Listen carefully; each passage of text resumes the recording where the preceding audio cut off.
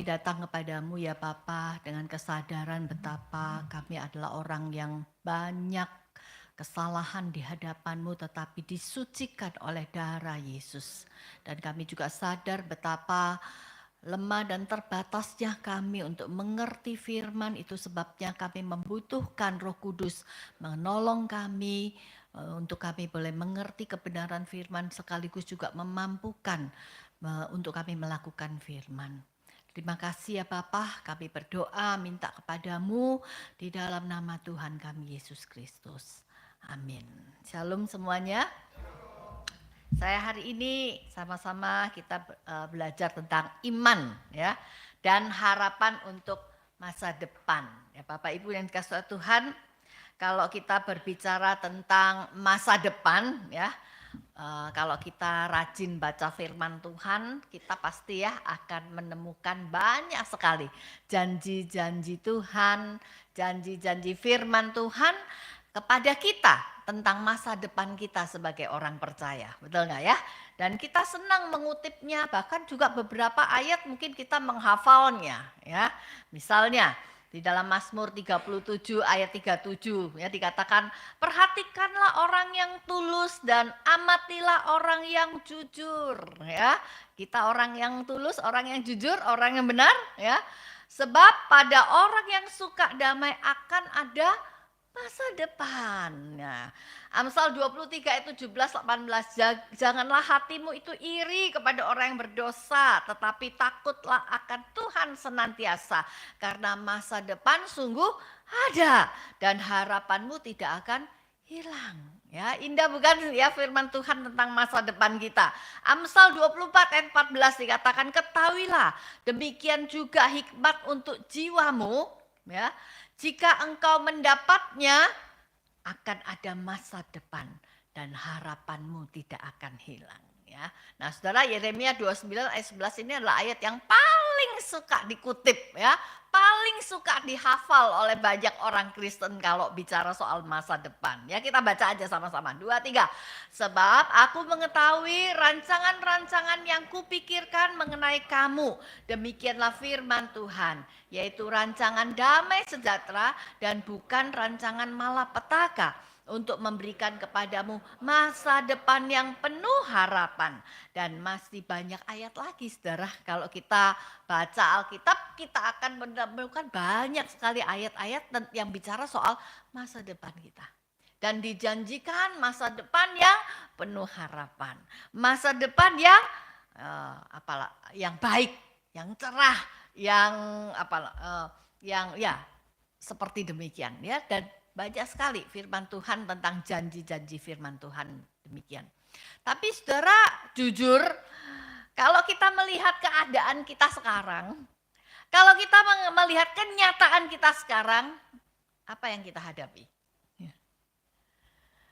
Saudara, kita kalau menghadapi kenyataan sekarang, bicara soal masa depan dari yang kita lihat sekarang, mungkin kita akan melihat masa depan kita dengan pesimis. Ya. Kita akan melihat masa depan kita secara negatif. Banyak kesulitan, banyak tantangan, banyak air mata gitu ya. Di bidang ekonomi mungkin kita akan lihat ke depan serba sulit. Yang dagang, yang usaha itu pasti tahu ya. Tahun lalu aja udah turun 50%, nggak tahu tahun ini seperti apa ya. Usaha, para pelaku usaha semuanya ngeluh. Yang kerja pun dibayang-bayangi ya oleh ketakutan perusahaan akan tutup, kita akan di PHK. Yang mau kerja pun semakin sulit cari pekerjaan yang baik. Belum lagi kalau kita mikirin masa depan anak-anak kita ya, jangankan anak kita yang masih kecil ya, anak kita yang udah besar pun kita masih khawatir ya, banyak khawatir bagaimana masa depan anak-anak saya ya. Biaya sekarang sudah semakin mahal untuk kuliah, apakah ada biaya untuk kuliah anak-anak saya ya, bagaimana dengan mereka nanti kalau sudah lulus, sudah menikah, mereka butuh rumah. Hari-hari ini orang-orang muda susah untuk beli rumah ya. Masa depan gimana untuk kita yang sudah senior ya? Bagaimana kita nanti sudah pensiun, bagaimana kita di usia tua kita, apa yang mesti kita lakukan, bagaimana hidup kita, kesehatan juga semakin menurun dan kemudian biaya untuk kesehatan juga semakin mahal ya. Kemarin anak saya masuk rumah sakit cuma 3 hari udah hampir 20 juta gitu ya. Wah jadi kita jadi takut ya, takut sakit gitu saudara.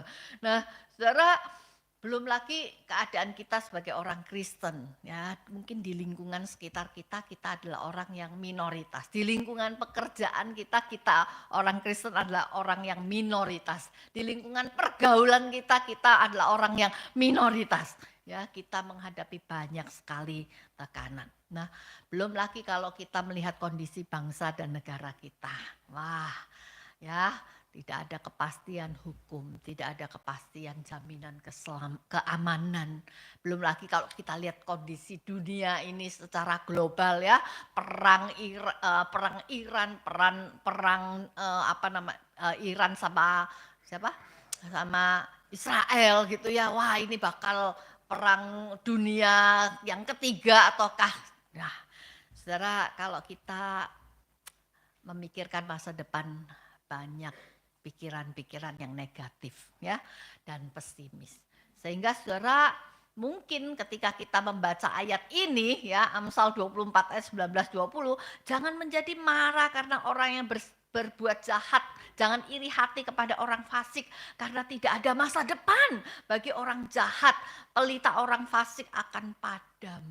Tapi kenyataannya yang kita lihat orang fasik, orang yang jahat, orang yang gak takut akan Tuhan, kok malah hidupnya aman. Kok malah hidupnya nyaman. Kok malah hidup mereka kelihatannya apa? Diberkati. Sementara kita yang hidup benar, hidup takut akan Tuhan, ya, hidup mengikut Kristus, kok susah sih? Ya. Nah, saudara, dari sini kita bisa mengambil kesimpulan ya, ternyata ada jarak, ya, ada kesenjangan antara janji Tuhan yang kita baca di dalam firman Tuhan dengan kenyataan yang kita hadapi. Ya. Ada jarak, ada perbedaan besar. Apa yang Tuhan janjikan tentang masa depan kita sebagai orang percaya dengan kenyataan yang sekarang kita hadapi. Nah, saudara, hari ini kita akan sama-sama melihat bagaimana ya firman Tuhan menjawab pergumulan kita ini. Saudara, saya ajak saudara untuk membaca Ibrani pasal ke-11 ayat 1 dan 2 ya. Hari ini saya ingin membahas dari Ibrani pasal 11 dan juga beberapa ayat pasal 12, tapi saya enggak bacakan semua ya. Kita baca ayat 1 dan 2 dulu ya. 2, 3. Iman adalah dasar dan dari segala sesuatu yang diharapkan dan bukti dari segala sesuatu yang tidak dilihat. Sebab dengan imanlah telah diberikan kesaksian bahwa Allah berkenan kepada para pendahulu kita. Saudara yang kasih Tuhan, kalau kita membaca latar belakang penulisan surat Ibrani, saudara, sebetulnya keadaan kita sekarang ini tidak asing ya buat orang-orang percaya sejak zaman dulu ya. Saudara, surat Ibrani ini ditujukan kepada orang-orang Kristen yang latar belakangnya tadinya mereka adalah orang Yahudi. Mereka ada di dalam ajaran Yudaisme dan kemudian mereka menjadi percaya, menjadi pengikut Kristus. Nah, kalau kita membaca di dalam Ibrani pasal 10 ayat 32 sampai 35 ya, pasal sebelumnya, kita akan menemukan betapa orang-orang Kristen Yahudi ini menghadapi tekanan, menghadapi penderitaan, menghadapi penganiayaan justru dari saudara-saudara sebangsa mereka, orang Yahudi, karena mereka dianggap murtad ya, meninggalkan Yudaisme dan menjadi pengikut Yesus yang disalibkan secara hina ya. Nah, saudara yang kasih Tuhan, itu membuat mereka begitu tertekan dan mereka mempunyai tantangan besar untuk bisa tetap bertahan di dalam iman Kristen. Mereka mempunyai tantangan besar untuk mereka bisa tetap bertahan menjadi pengikut Kristus. Dan selalu saja ada godaan untuk, aduh ternyata mengikut Tuhan Yesus nggak segampang yang saya pikir gitu ya. Apa sebaiknya saya kembali kepada ajaran Yudaisme. Dan itulah yang sedang mereka gumulkan pada saat itu. Itu sebabnya penulis surat Ibrani ini berusaha melalui surat Ibrani meyakinkan mereka agar mereka tidak melepaskan iman kepercayaan mereka kepada Kristus, agar mereka tetap bertahan. Karena apa? Kristus, sang imam besar agung itu sudah memberikan dirinya sendiri demi penebusan dosa. Jadi melalui surat Ibrani ini penulis Ibrani mengatakan tetap tahan, bertahan di dalam imanmu, ya. Dan ini tentu bukan hal yang mudah, bukan. Di satu sisi mereka tahu banyak janji firman Tuhan, tetapi di sisi lain mereka menghadapi kenyataan yang pahit dan sukar. Itu sebabnya saudara penulis Ibrani menyampaikan pentingnya iman. Ya, di dalam Ibrani 10 ayat 38 ya, sebelum pasal 11 itu penulis Ibrani berkata, tetapi orangku yang benar akan hidup oleh iman. Ya, orangku yang benar akan hidup oleh iman. Nah, saudara berbicara soal iman ya, banyak orang mengerti iman itu sebagai apa? Sebagai sekedar percaya. Ya, kalau ditanya percaya Yesus enggak? Percaya. Tapi ya percaya Muhammad juga, ya percaya Buddha juga, ya percaya sih, tapi sekedar percaya. Ya, ada orang yang mengerti iman itu sebatas optimisme, ya, pikiran yang positif. Nah, saudara, kata iman tidak selalu digunakan di dalam kalangan kekristenan. Ya, saudara kita di agama lain juga menggunakan kata iman juga. Ya, bahkan dunia sekuler juga menggunakan kata iman untuk apa? Sesuatu yang dia yakini, sesuatu yang dia optimis ya. Sekarang para motivator gitu ya, saudara pasti bisa, yuk katakan bisa ya, percaya. Itu mereka bicara iman dalam arti optimis, pikiran-pikiran yang positif. Ya. Nah saudara, ada juga, ini kebanyakan orang Kristen gitu ya, mengartikan iman itu sebagai sebuah kata yang punya unsur magic gitu ya, mujizat. Saya ingat dulu berapa tahun yang lalu saya itu kepengen punya rumah ya, beli rumah.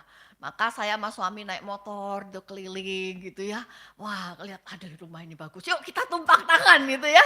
Kita doakan, kita imani, kita klaim ya rumah ini, kita punya rumah seperti ini ya.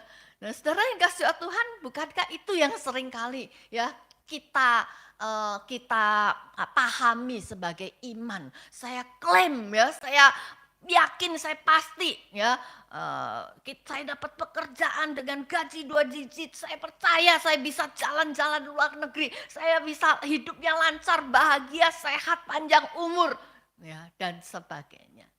Nah saudara, kadang-kadang kalau kita mendapatkan teman-teman, wah kamu nanti diberkati, amin aja, amin, kita imani dan amini gitu ya.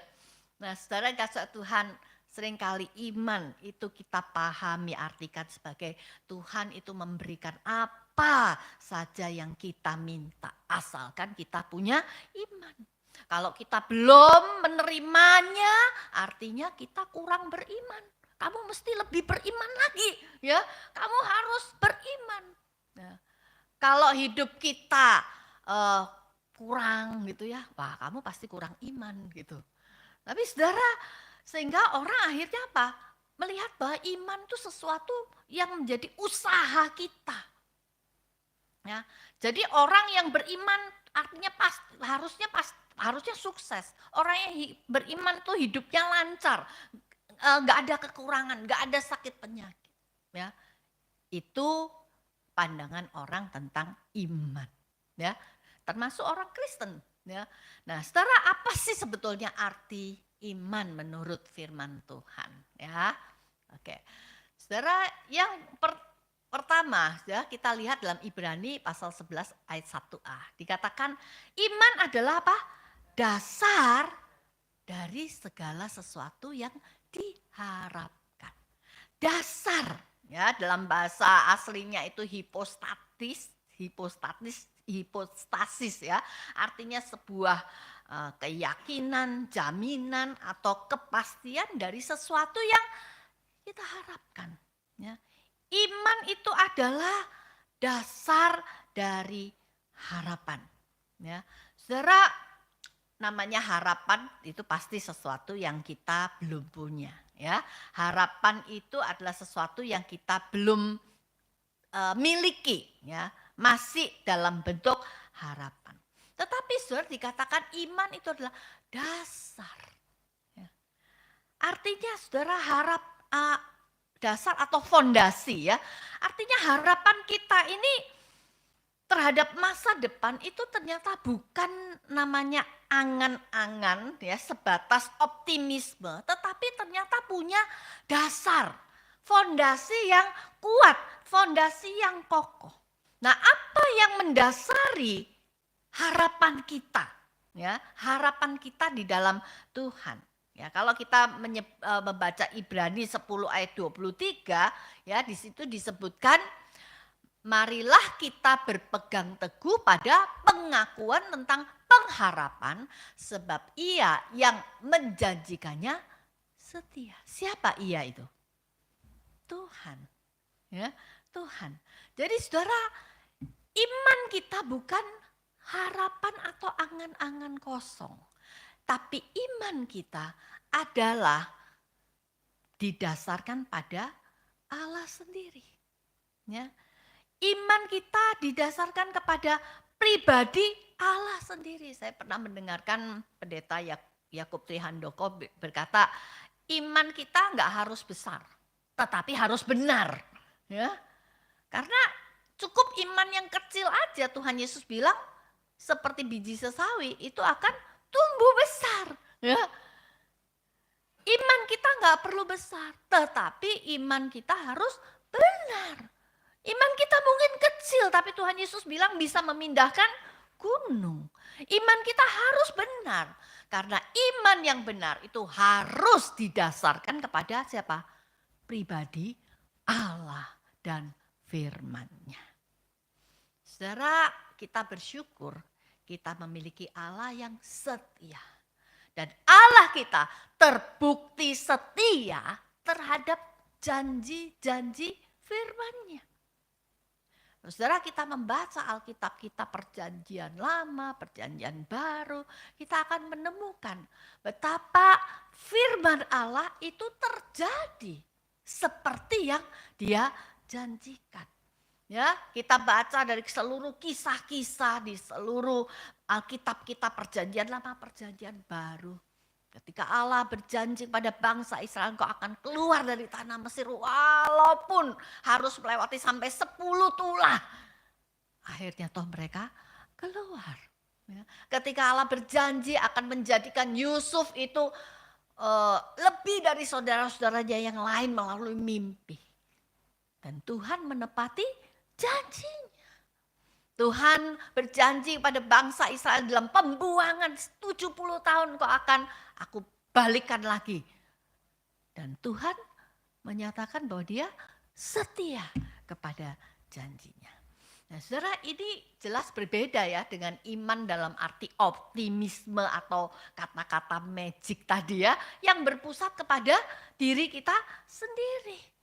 Berpusat kepada manusia, berpusat kepada keadaan. Saudara, ingat diri kita sebagai manusia ini lemah, kita terbatas. Kita kalau mengandalkan diri kita bisa kecewa. Karena apa yang jadi optimisme kita ternyata nggak benar-benar terjadi. Ketika kita mencoba untuk mengandalkan manusia, kita mengandalkan keadaan, saudara ingat manusia itu bisa berubah, keadaan bisa nggak tentu, ya. Pemerintah kita, kebijakannya bisa berganti. Saudara, sangat celaka kalau kita ini mendasarkan iman kita, kepercayaan kita kepada sesuatu yang di luar Allah.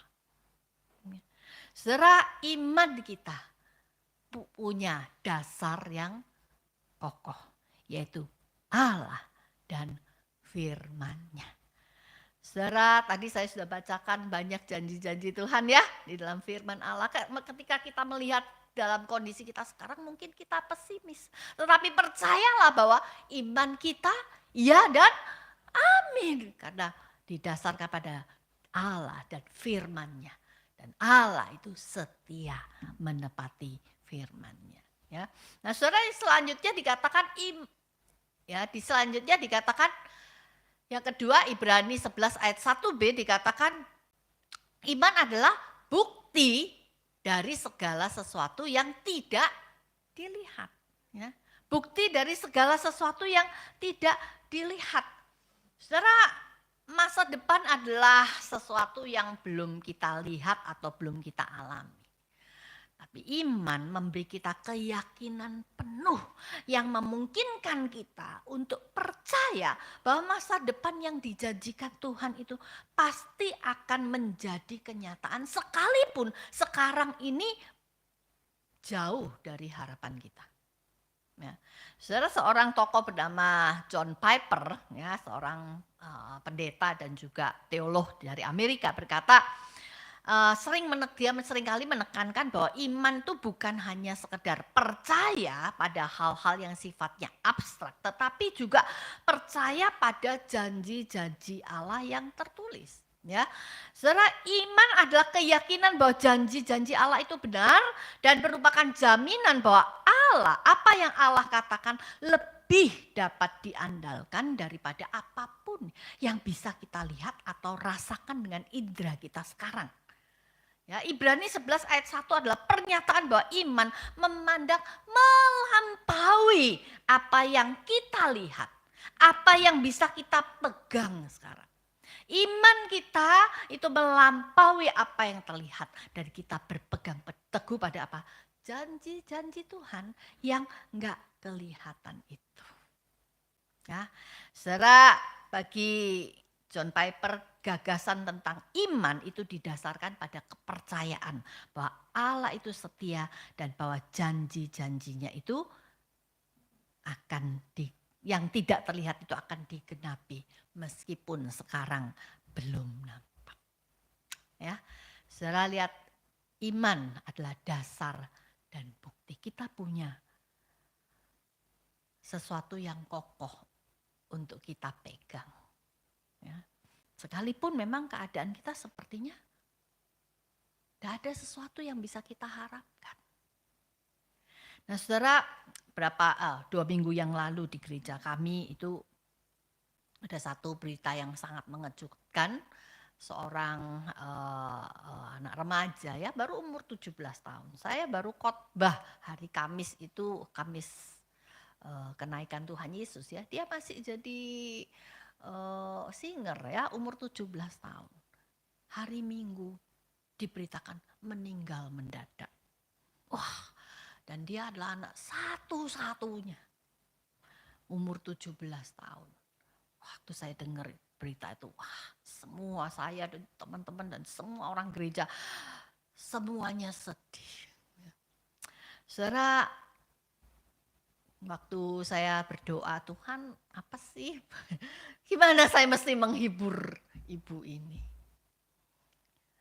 Tuhan cuma bilang, aku turut bekerja dalam segala sesuatu untuk mendatangkan kebaikan. Tuhan, kebaikannya apa? Susah loh jadi hamba Tuhan itu. Ya, kalau harus mendampingi jemaat yang seperti itu. Tuhan, saya kayaknya nggak sanggup. Ya. Akhirnya yang saya lakukan cuma mendampingi dia, ya, menemani dia, nggak ngomong apa-apa, saudara. Tapi saudara, mungkin buat pasangan suami istri, mereka bertanya-tanya apa kebaikannya. Ya. Tapi saya sudah melihat sedikit demi sedikit. Ya. Ketika hari pertama, hari kedua kebaktian penghiburan, pasangan suami istri dan keluarganya itu kaget. Kenapa? Begitu banyak orang yang datang untuk Mengelayat, menghibur, dan sampai mereka bilang, saya nggak sangka begitu banyak orang yang memperhatikan kami. Ya. Dan dia juga nggak sangka anak kami seorang remaja yang sederhana, yang nggak menonjol. Ya. Umur 17 tahun, anak perempuan, belum melakukan apa yang besar di gereja. Tetapi dari kesaksian teman-temannya, dari kami melihat ternyata ada hal-hal yang ternyata ketika dia pergi itu kita bisa saksikan sesuatu yang indah. Ya, sampai saudara waktu pulang dimakamkan, itu kan tahu sendiri ya, pemakaman tuh panas gitu ya, walaupun disediakan tenda kan terbatas ya. Kita udah kepanasan, ini kok lama gitu ya. Ternyata masih ada aja, ada teman-temannya di sekolah, keluarganya yang kasih kesaksian. Salah satunya temannya bilang, saya adalah salah satu orang yang dibawa oleh Vini ini untuk percaya kepada Tuhan Yesus. Saya bertekad akan dibaptis.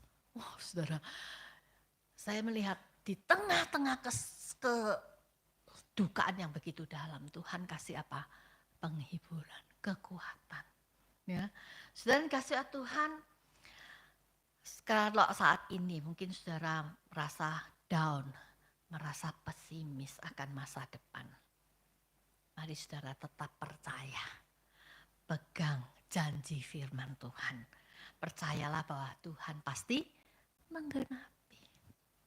Ya. Nah ini yang pertama saudara. Yang kedua saudara, kita bicara soal teladan iman. Ya. Saudara kalau kita membaca dalam Ibrani 1 ayat 2 dikatakan sebab dengan imanlah telah diberikan kesaksian bahwa Allah berkenan kepada para pendahulu kita.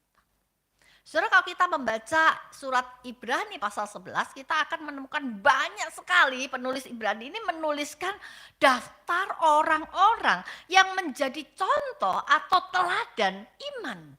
Khususnya di dalam perjanjian lama. Orang-orang ini menunjukkan iman mereka melalui apa? Tindakan mereka. Melalui apa yang mereka lakukan. Saudara, setiap tokoh yang disebut di dalam Ibrani pasal 11 itu menunjukkan betapa kepercayaan atau iman mereka itu bukan cuma sekedar kata-kata. Tetapi itu yang mereka hidupi, itu yang mereka lakukan. Sehingga saudara mereka bertindak, perbuatan mereka itu sesuai dengan firman, sesuai dengan janji Tuhan. Saudara betapa gampang ya kita bilang, oh kita beriman, kita mesti beriman. Tapi giliran ketika kita benar-benar menghadapi situasi yang buruk, belum tentu saudara kita tetap melakukan kebenaran firman. Kita sangat tergoda untuk apa? Melakukan yang sebaliknya. Atau bahkan mungkin kita mulai berpikir untuk tidak lagi mempercayai firman yang tadinya kita begitu pegang. Saudara, iman kepercayaan orang-orang atau saksi-saksi iman ini bukan sekedar kepercayaan yang buta. Ya.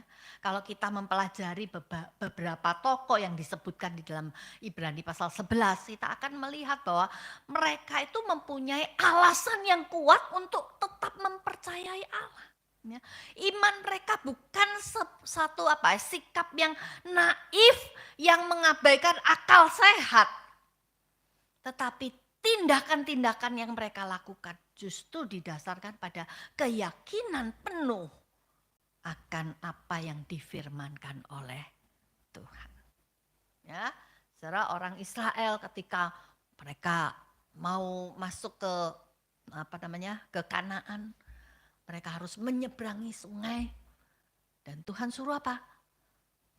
Imam Lewi menggotong tabut untuk masukkan kaki mereka ke air. Dan mereka melakukannya apa? Dengan iman. Karena mereka nggak tahu nih airnya kenapa gitu ya. Kita bisa tenggelam kah? Tapi mereka percaya. Tuhan suruh kami lakukan. Saudara, iman yang benar itu bukan diam. bukan pasif, bukan menunggu, ya. Kan janji firman Tuhan kayak begini, ya sudah, saya tunggu aja. Enggak. Tetapi iman diwujudkan dalam tindakan yang benar, ya, sesuai dengan firman Tuhan. Itu yang menunjukkan bahwa kita sungguh orang yang beriman dan percaya. Saudara, kalau kita melihat ya banyak tokoh-tokoh iman, ada Habel ya, karena iman dia menyembah dengan benar. Ya Henokh karena iman dia bergaul intim dengan Allah. Nuh karena iman dia taat walau belum melihat. Abraham dan Sarah karena iman dia meninggalkan zona nyaman. Musa karena iman dia memilih penderitaan daripada dosa. Rahab karena iman dia lebih takut kepada Allah Israel daripada bangsanya sendiri, dan seterusnya. Masih banyak lagi. Saudara, iman itu ada tindakannya, dan kita lihat banyak contoh-contohnya di dalam Alkitab maupun di dalam kehidupan kita sehari-hari. Ya, saudara, kita melihat orang-orang di sekeliling kita. Mereka kita akan menemukan banyak orang yang tetap beriman walaupun di dalam situasi yang tidak baik. Tapi mereka percaya kepada firman Tuhan dan mereka tetap hidup di dalam kebenaran. Ya, saudara, walaupun mungkin engkau di tempat pekerjaan, engkau paling minoritas. Kerja yang jujur, kerja yang rajin, sementara yang lain-lainnya enggak. Tetaplah bekerja yang rajin dan benar. Firman Tuhan pasti akan digenapi buat kita. Tetap lakukan yang terbaik di dalam pelayanan. Walaupun mungkin enggak ada yang menghargai, enggak ada yang lihat apa yang kita lakukan. Tetapi Tuhan bilang apa? Jeripaya kita nggak sia-sia. Percaya aja, lakukan yang terbaik.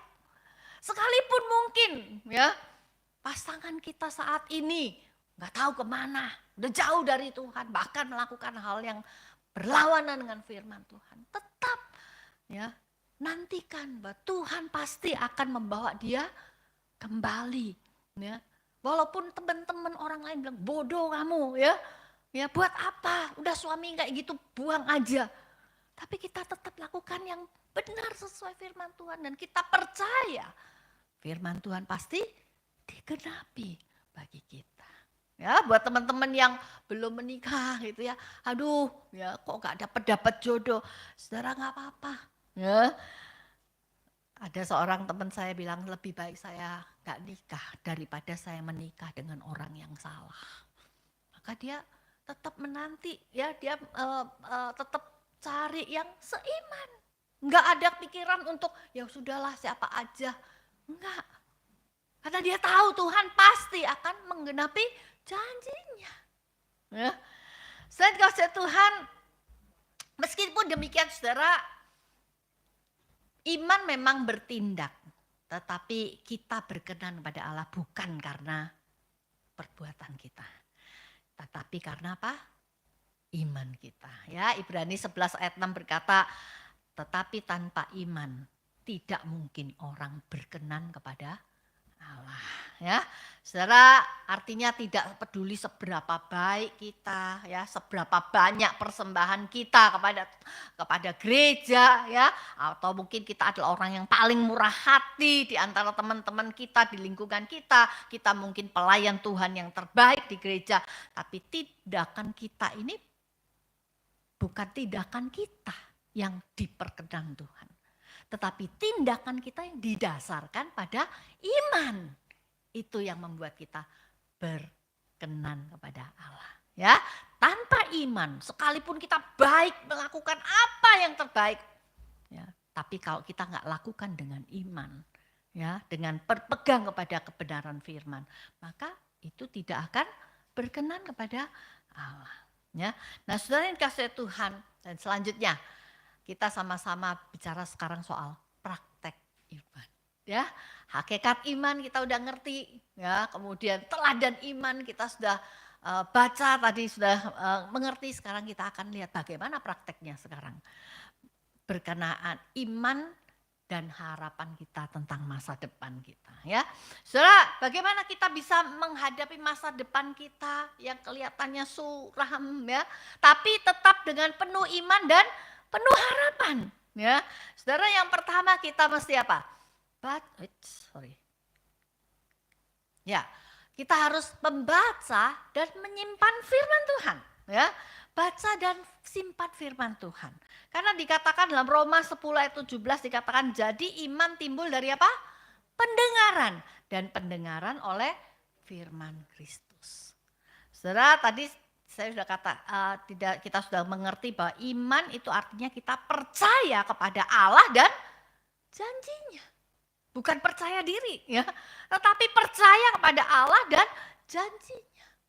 Ya, tentunya percaya, kita pertama-tama percaya bahwa Allah dan firman-Nya itu yang memberikan kita keselamatan melalui iman kita di dalam Yesus. Selanjutnya janji firman Tuhan itu juga memberikan kita kekuatan, hikmat dalam menghadapi segala tantangan.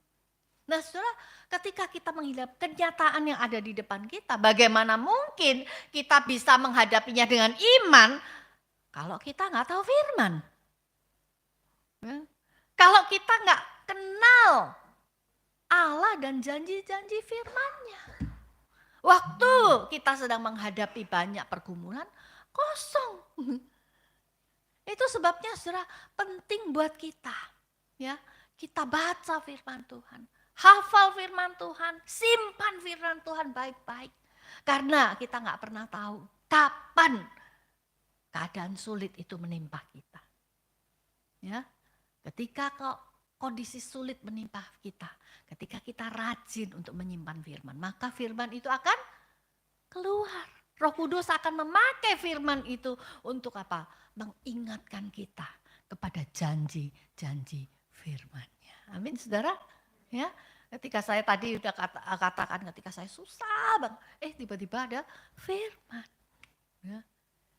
Yang kedua, saudara, kalau kita mau praktek iman di tengah untuk melihat masa depan kita, saudara, kita perlu namanya tekun di dalam iman. Ya, Ibrani 12 ayat 1 berkata karena kita mempunyai banyak saksi bagaikan awan yang mengelilingi kita. Marilah kita menanggalkan beban dan dosa yang begitu melekat pada kita dan berlomba dengan tekun dalam perlombaan yang ada di depan kita. Saudara, hidup dalam iman adalah sebetulnya sederhana, ya. Kita hanya butuh apa?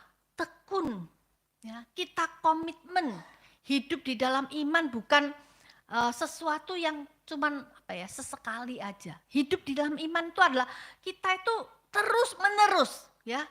Kita ini perlu tekun pegang firman Tuhan. Terus menerus itu tidak berarti sempurna, ya. Kalau kita baca tokoh-tokoh iman di dalam Alkitab, Abraham, Musa, mereka banyak kekurangan. Mereka bisa jatuh bangun, mereka bisa gagal, ya. Tetapi iman mereka apa? Konsisten. Sampai akhir hidup mereka. Itu sebab saudara di dalam Ibrani 1, ya. Sebentar ya, Ibrani pasal 1 ayat 13, ya. Kita lihat ada tokoh-tokoh iman yang bahkan mereka itu mati sebagai orang yang tidak memperoleh apa yang dijanjikan. Mereka dikatakan hanya dari jauh melihat melambai-lambai. Ya. Dan yang mengakui bahwa mereka adalah orang asing dan pendatang. Namun sekarang mereka merindukan tanah air yang lebih baik, yaitu tanah air surgawi. Saudara, kalau kita baca ayat ini, saudara, dikatakan mereka itu tidak memperoleh apa yang dijanjikan sekalipun iman mereka terbukti. Ya. Tapi saudara, mereka mendapatkan apa? Yang lebih baik. Dari mana mereka mendapatkan yang lebih baik? Saudara, ternyata iman itu kita memandang hidup kita ini dengan kacamata apa? Kekekalan. Ya. Saudara, ingat bahwa hidup kita itu bukan endingnya, itu bukan waktu kita meninggalkan dunia ini. Ya. Kalau ending kita itu cuman sampai kita meninggal, wah kita bisa nyesel saudara. Karena kita lihat, waduh kok saya hidupnya susah terus ya. Wah kok kayaknya orang yang jahat kok enak banget hidupnya ya. Tapi hidup kita, ending kita dibalik kehidupan kita di dunia ini. Setelah kita meninggalkan dunia ini. Ya. Akhir mereka apa? Setelah kematian. Mereka binasa. Tetapi buat kita yang percaya, mungkin ending hidup kita di dunia ini tetap aja susah, tetap aja miskin, tetap aja gagal gitu ya. Tetapi ingat, setelah kita melewati hidup di dunia ini, kita memperoleh hidup yang kekal. Ya. Kita hidup bersama-sama dengan Bapa. Kita memerintah bersama-sama dengan Kristus. Wow, so kita harus punya pandangan jauh ke depan itu. Ya, saudara, kalau ibarat kita nonton film, kita itu sudah tahu endingnya.